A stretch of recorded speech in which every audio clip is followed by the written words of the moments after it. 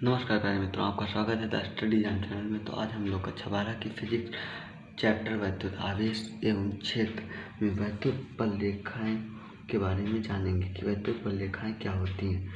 वैद्युत बल रेखाएं,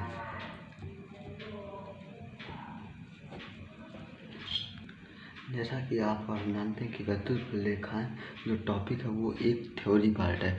तो इसे समझने के लिए हम लोग थ्योरी पढ़ते हैं पहले कि थ्योरी क्या कहती है। ठीक, तो आइए पहले हम लोग थ्योरी पढ़ते हैं कि वे काल्पनिक रेखाएं जो वास्तविक क्षेत्र को प्रदर्शित करती हैं वैद्युत बल रेखा कहलाती है। अब इसका कहने का मतलब यह है कि जो काल्पनिक रेखाएं होती हैं, काल्पनिक रेखा मतलब ऐसे जो कल्पना की जा सकती है, वो वास्तविक वैद्युत क्षेत्र को प्रदर्शित करती हैं। जैसा कि कल आप लोगों ने वैद्युत क्षेत्र तो पढ़ा ही था कि वैद्युत क्षेत्र क्या होता है। ठीक, तो जो काल्पनिक रेखाएं वास्तविक वैद्युत क्षेत्र को प्रदर्शित करती हैं वे वैद्युत बल रेखाएं कहलाती हैं। अब इसकी एक और डेफिनेशन हम लोग पढ़ सकते हैं, जिसे बोलते हैं वैद्युत क्षेत्र में, मतलब ये कोई वैद्युत क्षेत्र है, इसमें खींचे गए निष्कोण वक्र, मतलब निष्कोण वक्र ऐसे जो खींचे जा सकते हैं।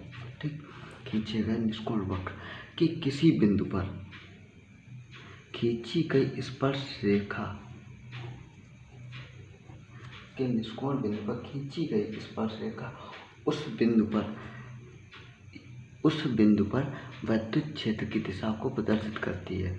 मान लीजिए कोई वैद्युत क्षेत्र है, ठीक है, आप लोग सुनिए, यह कोई वैद्युत क्षेत्र है, इसमें ये निष्कोण वक्र खींचे गए हैं। ठीक, अब मान लीजिए कि इस पे कोई बिंदु, यहाँ पे एक स्पर्श रेखा खींची गई। जो स्पर्श रेखा है, ये स्पर्श रेखा उस बिंदु पर, मतलब जिस वैद्युत बल रेखा, ये आप लोग की दूसरी डेफिनेशन है। ठीक, अब इसके कुछ गुण होते हैं, मतलब कि प्रॉपर्टीज। तो आइए पहले उनके बारे में देख लेते हैं। देखिए, वैद्युत बल रेखाएं धनावेश निकलती हैं व ऋणावेश पर समाप्त होती हैं। ठीक, इनका कहने का मतलब है कि जहाँ पॉजिटिव चार्ज होगा वहाँ से वैद्युत बल रेखाएं निकलेंगी।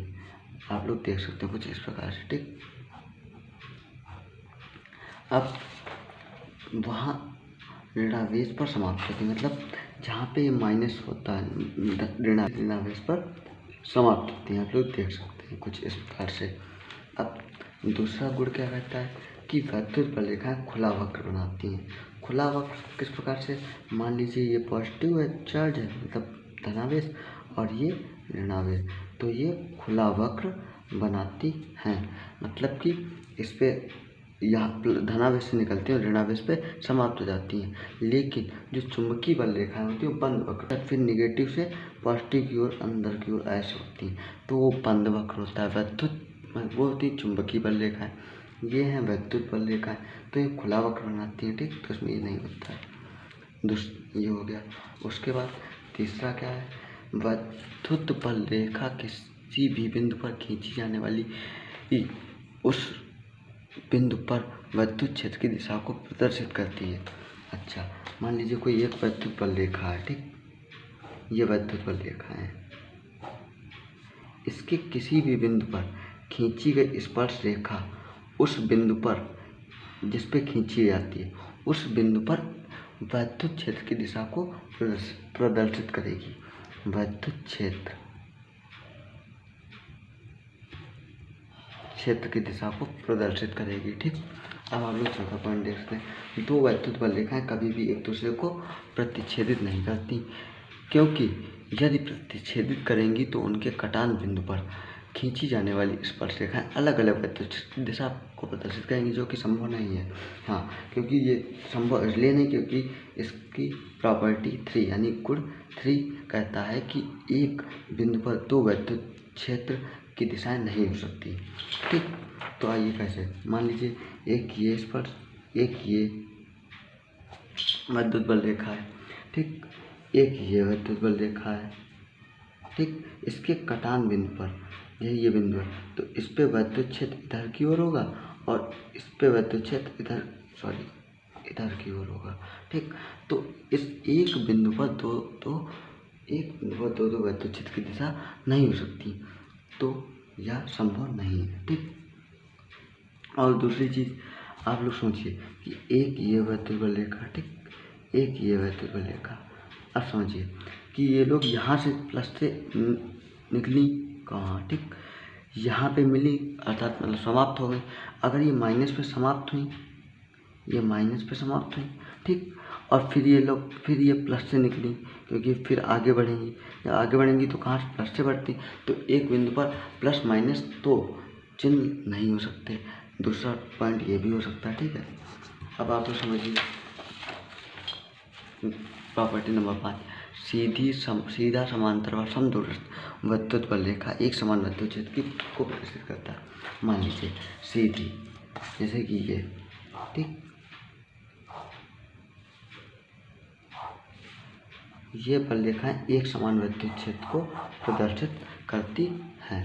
आप लोग देख सकते हैं ये विद्युत बल रेखाएं एक समान विद्युत क्षेत्र को प्रदर्शित करती हैं। विद्युत क्षेत्र, ठीक।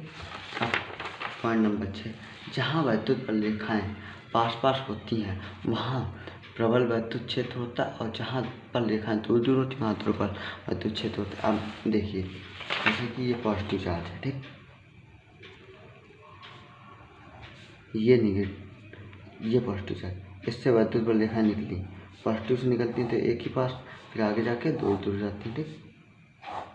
तो यहाँ पे जो यहाँ पे होगा, तो यहाँ पे प्रबल विद्युत क्षेत्र होगा, प्रबल विद्युत क्षेत्र, प्रबल विद्युत क्षेत्र, ठीक। यहाँ पे प्रबल होगा विद्युत क्षेत्र, उससे कम, उससे कम, उससे कम, फिर बिल्कुल कम, मतलब ऐसे E1 E2, फिर ऐसे धीरे धीरे कम होता चला जाएगा, ठीक। आप लोग देख सकते हैं। तो ये होती हैं विद्युत बल रेखाएं और उनके गुण। आप लोगों को समझ में आया होगा, ये मुझे उम्मीद है। अगर आपको वीडियो अच्छी लगी हो तो वीडियो को लाइक कीजिए। अगर आपको आगे के टॉपिक जानने तो प्लीज़ चैनल को सब्सक्राइब कीजिए। Thank you. आज के लिए इतना ही।